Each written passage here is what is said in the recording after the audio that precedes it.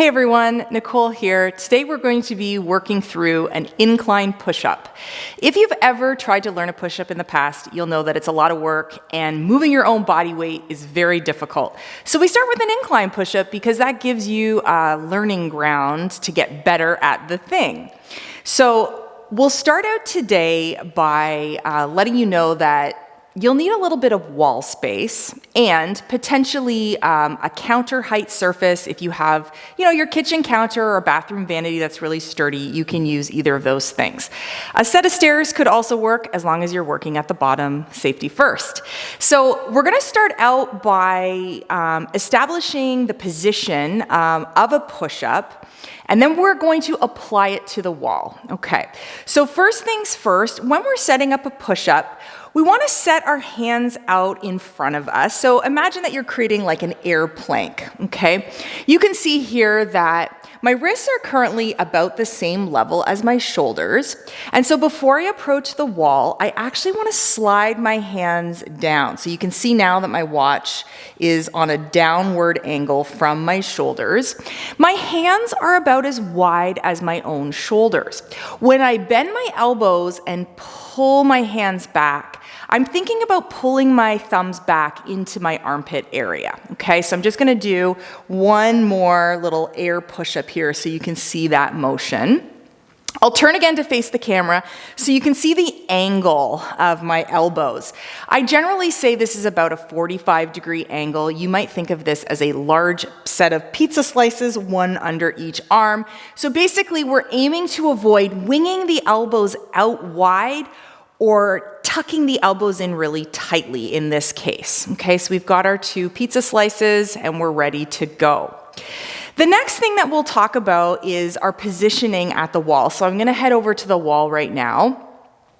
And the way I'm gonna set this up is I'll bring my hands to shoulder height, starting with my elbows relaxed, and then I'll just keep my hands anchored to the wall as I walk back and straighten out my elbows. Oftentimes I'll see folks who are starting out at the wall and they'll have their hands up very high, but remember, we want to slide our watch so that it's lower than our shoulders. Then from here, we're stepping the toes back, okay? And this might take a little trial and error, but I'm up on a pair of imaginary high heels, and I'm gonna go ahead and give my tailbone a little tuck or scoop downwards towards my heel. So you can see that difference. So rather than having a very arched low back or banana back, I want to just direct my tailbone down towards my heels, and you'll feel your glute muscles, your bum muscles light up a little bit here when you do so. Now I'm going to show you a couple wall push-ups. So I'm going to bend my elbows and bring my forehead towards the wall and then do a strong push back to straight elbows. And I'll just show you a couple more here. Sometimes we need to set or reset our hands to find a position that feels more comfortable at the wall.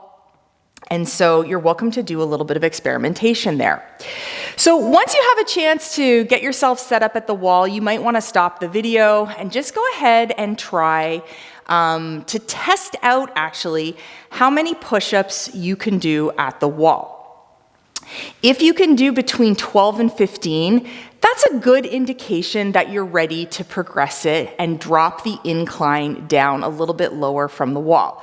So go ahead and stop the video now, test it out, see how many you can do, and then I'll meet you back in a moment's time. Welcome back. Now you can see here that I've got my plyo box set up. You can be subbing in your counter height, which would actually be a little higher than what I'm using here. And something that has a gradual step down from the wall is actually going to be a great place to progress your push-up.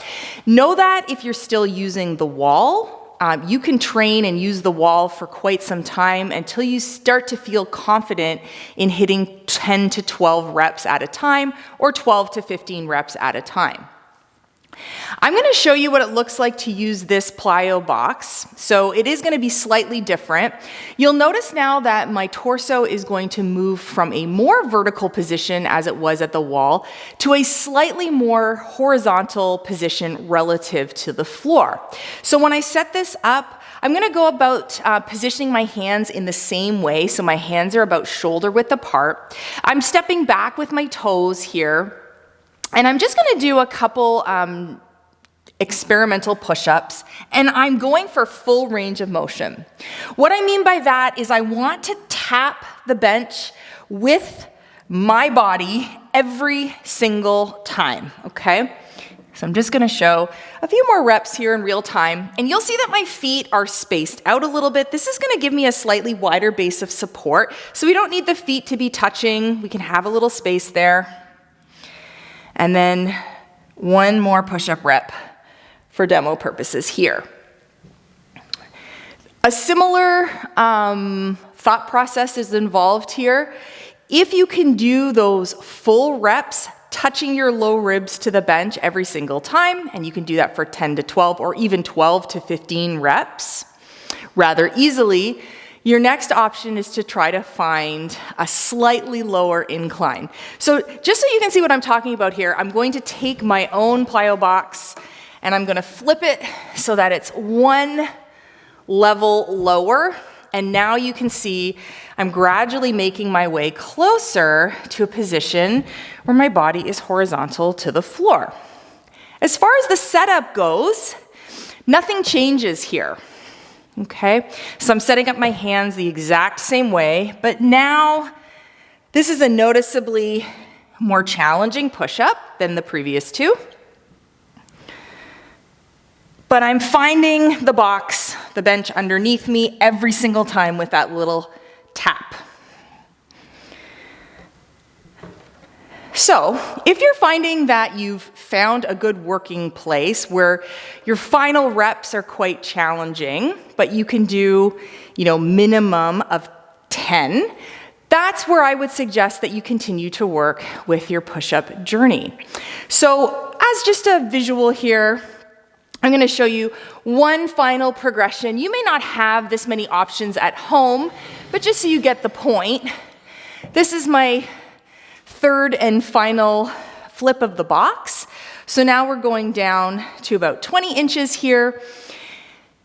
And same thing holds with the setup. You can see here that nothing has changed as far as my body positioning, but now I'm on a much more horizontal position relative to the floor. And I'm just gonna test out how many push-ups I can do here. If you don't have a ton of options available in terms of incline heights, you could increase the challenge for yourself by adding more repetitions, back-to-back reps, or you could add more total sets. Typically when we're working push-ups, if you're very new to push-ups, I would suggest giving yourself maybe 2.5 to 3 minutes in between each round, each set, to give yourself ample time to reset and recoup and get ready for your next set. So with push-ups, there's no one way to do it, but I would recommend when you're first starting out, beginning with 3 sets per session of anywhere between 10 to 12 or 12 to 15 reps per set.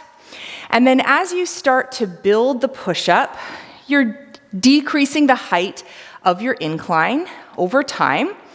And then once you hit a point where you've found the right incline, you would then potentially add more sets. So bump up from 3 to 4 or from 4 to 5, taking those 2.5 to 3 minute rest intervals in between.